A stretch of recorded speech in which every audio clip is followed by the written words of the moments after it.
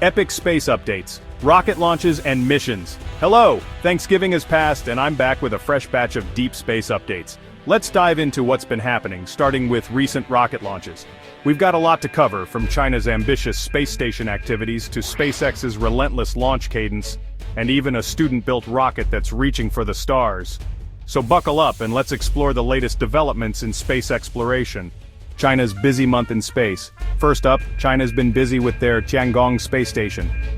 On November 15th, they launched a Long March 7 rocket, carrying the Tianzhou 8 spacecraft packed with supplies for the crew. Now, this wasn't just any ordinary resupply mission. Tucked away alongside the essentials were two small satellites, NAT-4A and 4B, adding to their growing network. But here's the really cool part. They also sent up bricks. Not just any bricks, mind you, but ones made from a lunar regolith simulant. These bricks are going to be placed outside the station, exposed to the harsh environment of space for several years. The goal? To see how well they hold up and gain valuable insights into using lunar resources for future construction on the moon. Talk about forward thinking. SpaceX's launch streak. Meanwhile, SpaceX has been on a launch spree. They kicked things off on November 17th with a Falcon 9 launching the mysterious Opus X GEO communications satellite for Australia. Now, details about this payload are classified, but rumors suggest it might involve some fancy X-band capabilities. Not even a day later, another Falcon 9 blasted off from Vandenberg, this time carrying 20 Starlink satellites to join their ever-growing internet constellation. And they didn't stop there. On November 19th, a Falcon 9 successfully launched India's GSAT-20, a hefty communications satellite originally slated to fly on India's own GSLV Mark III rocket. To top it all off, on November 20th, we witnessed the epic Starship Flight Test 6 from Boca Chica, Texas. While there were some hiccups with booster recovery, the test provided stunning footage of Starship's landing in the Indian Ocean, marking significant progress towards their ambitious goals. Global Launch Roundup. It wasn't just China and SpaceX making waves in November. On November 21st, a Russian Soyuz 2.1 rocket carried the Progress MS-29 cargo spacecraft to the International Space Station. This routine mission got a bit more interesting when a strong chemical odor was detected upon hatch opening. Investigations are ongoing, but it seems like it might be related to the propellant transfer systems.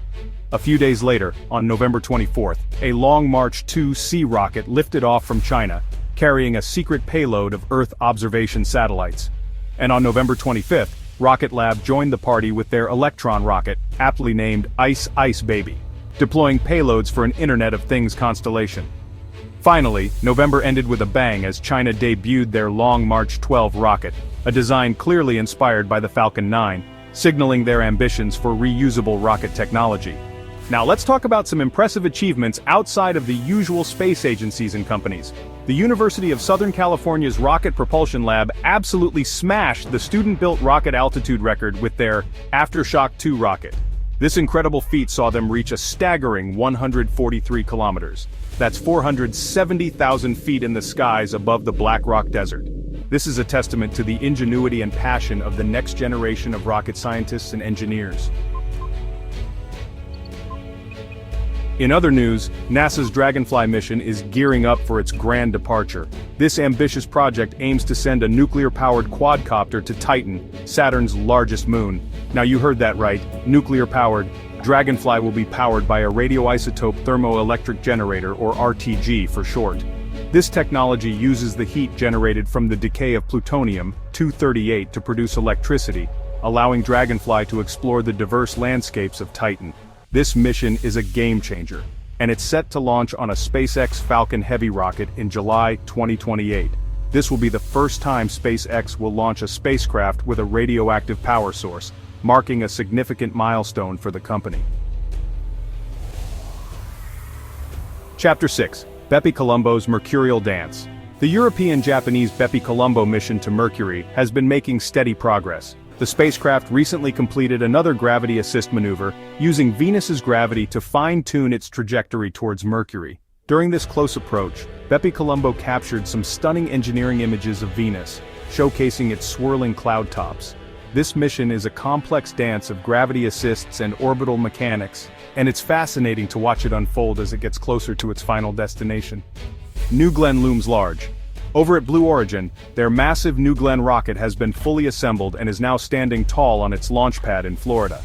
This behemoth of a rocket is designed to carry both crew and cargo to Earth orbit and beyond, and its sheer size is awe-inspiring. While the exact timeline for its maiden flight remains a bit of a mystery, seeing it fully stacked suggests that we might be getting closer to witnessing its debut launch. Looking ahead. As we look ahead to the next chapter in space exploration, there are a few key events to keep an eye on. The Vega C rocket, which experienced an unfortunate failure in 2022, is scheduled to return to flight soon. This is a critical mission for Arianespace, and the pressure is on to demonstrate the rocket's reliability.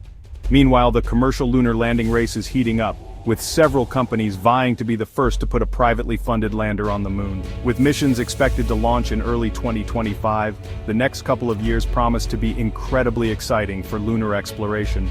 That wraps up this week's space updates. As always, I'm Scott Manley, reminding you to fly safe. Keep looking up, and I'll catch you in the next video.